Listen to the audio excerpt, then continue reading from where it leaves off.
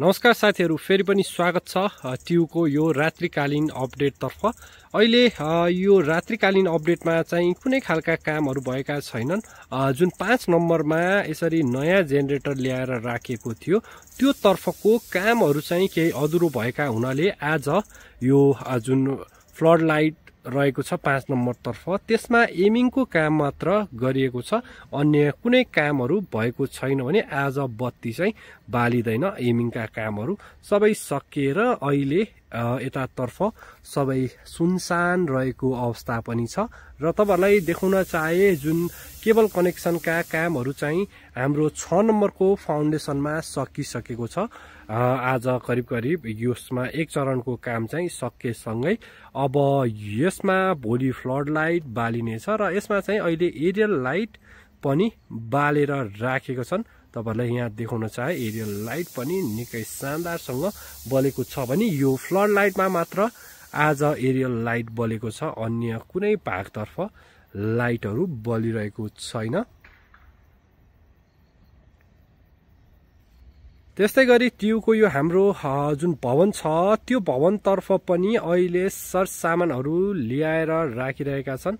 सबै यसरी कुर्सी लगायत अन्य जुन सरसामानहरु छ त्यो चाहिँ ल्याएर राख्ने कामहरु चलिरहेको छ र यता वेयर हाउस तर्फ पनि फ्लड लाइटका जुन हिजो फ्लड लाइट आएका थिए ती सबै फ्लड लाइटका इन्स्टलेसनका कामहरु चाहिँ आज राति गरिरहेका छन्। बिहान चाहिँ हाम्रो इन्स्टलेसनका काम सिधै त्यो मैदान तर्फ ल्याएर गरेका थिए भने आज चाहिँ अब साँझ इन्स्टलेसनका कामहरु गर्ने र भोलिका लागि चाहिँ निकै सहज वातावरण बनाउने काम पनि भइरहेको छ। 2 नम्बर फाउन्डेसन तर्फ पनि केही खालको कामहरु भएको छैन। हिजो निकै कामहरु भइरहेको थियो फ्लड लाइट तर्फ पनि। आज चाहिँ फ्लड लाइटमा यो 2 नम्बर तर्फ र चाहिँ यता देखाउन चाहे हाम्रो 4 नम्बर तर्फ लाइनिङका कामहरु चाहिँ केही खालका काम भइरहेको छ भने लिफ्ट जडान पनि भइसकेको छ। यहाँ तपाईहरुलाई देखाउन चाहे अहिले दुईवटा जुन लिफ्ट थियो 6 नम्बर र 5 नम्बर तर्फ अहिले ट्युमा यो 4 नम्बर तर्फ पनि लिफ्ट जडानको कार्य सम्पन्न भइसकेको छ र एमिङका लागि आज छुट्टै टेक्निशियनहरु पनि बोलाएका थिए जसले चाहिँ एमिङका काम 5 नम्बर तर्फ निकै शानदार तरिकाले सकाएका थिए। अन्य भूभाग तर्फ देखाउने क्रममा हामी तपाईहरुलाई यो वाच टावर तिर लिएर गयौं र यता वाच टावरमा यो जुन एन्टिना छ वाइफाई को एन्टिना त्यो बाहेक अन्य कुनै कामहरु भएको छैन र सरसर्ती अहिले ट्युब मैदान तपाईहरुलाई यो रात्रिकालीन अवस्थामा देखाउँदाखेरि आज बत्ती बाल्ने भन्ने कुराहरु भएको थियो र जेनेरेटरले साथ नदिएको हुँदाखेरि बत्ती बलेको छैन भने यसरी विभिन्न ठाउँतर्फ चाहिँ कामहरु रातिको समयमा पनि भइरहेको छ। विशेष गरी यो भूभागमा अहिले देख्न सक्नुहुन्छ सामानहरु ल्याएर राखेका छन्। यो हाम्रो बिल्डिङ चाहिँ ठ्याक्कै 1 नम्बरको अगाडिपट्टि 1 नम्बर फाउन्डेसनको अगाडिपट्टि रहेको बिल्डिङ छ। यो तर्फ केही खालका कामहरु भइरहेका छन् भने वेयर हाउसमा पनि अहिले इन्स्टलेसनका कामहरु भइरहेका छन्। यहाँ तपाईलाई देखाउन चाहे साथीहरुले कतिको देखिरहनु भएको छ यो रात्रिकालीन दृश्य। यहाँनिर चाहिँ टेक्निशियनहरु यसरी रातिको अवस्थामा पनि फ्लड लाइट इन्स्टलेसनका कामहरु गरिरहनु भएका छन्।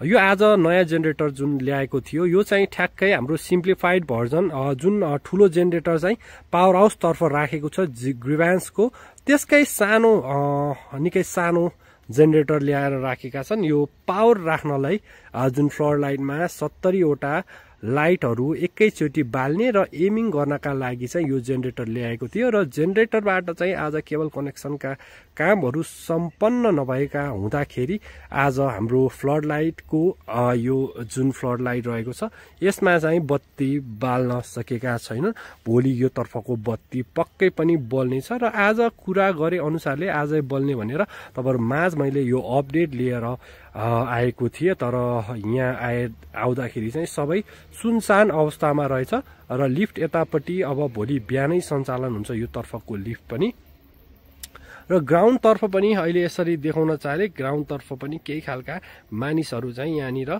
यो ग्राउन्डको अवस्थाहरू चेक गर्नका लागि अहिले आइरहनु भएका छन्। यहाँ तपाईँहरूलाई यो ग्राउन्डतर्फको अवस्था पनि देखाए, साथै अन्य ट्युब मैदानमा यहाँनिर यो इन्डोर ट्रेनिङ जुन ग्राउन्ड छ त्यसमा पनि इन्डोर ट्रेनिङ ग्राउन्डमा पनि केही खालका साना खालका ट्रेनिङ सेसनहरू चाहिँ भइरहेको छ।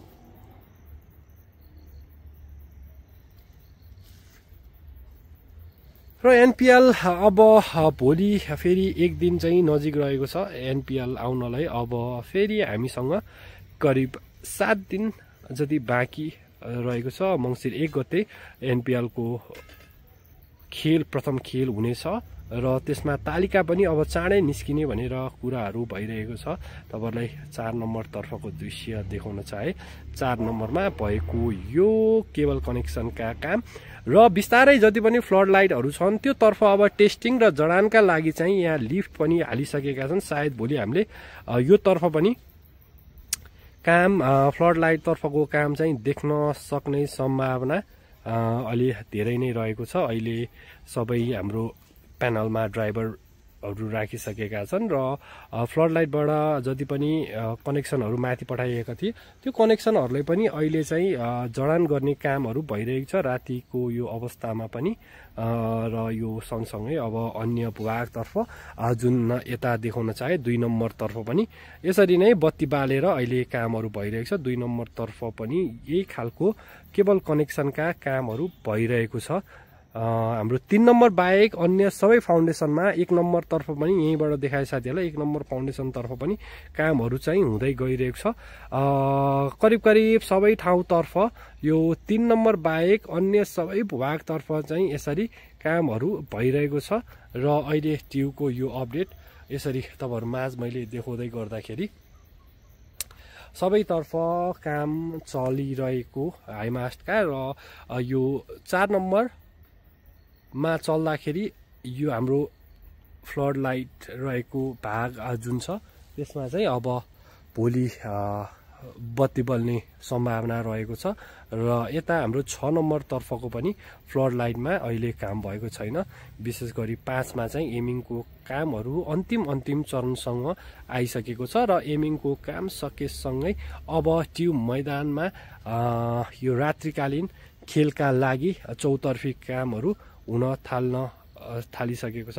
साथीहरूलाई अहिले ट्युब मैदानमा यो करिब 7:45 को समयमा ल्याएको अपडेट हो र अन्धकार निकै भइसकेको छ यहाँ साथीहरूलाई देखाए। र साथीहरू भोलि पनि फेरि उपस्थित हुनेछु नयाँ अपडेटको साथ। बिहानको अपडेट हेर्न नछुटाउनु होला। अहिले ट्युब मैदानबाट बिदा भए। हवस् त, धन्यवाद।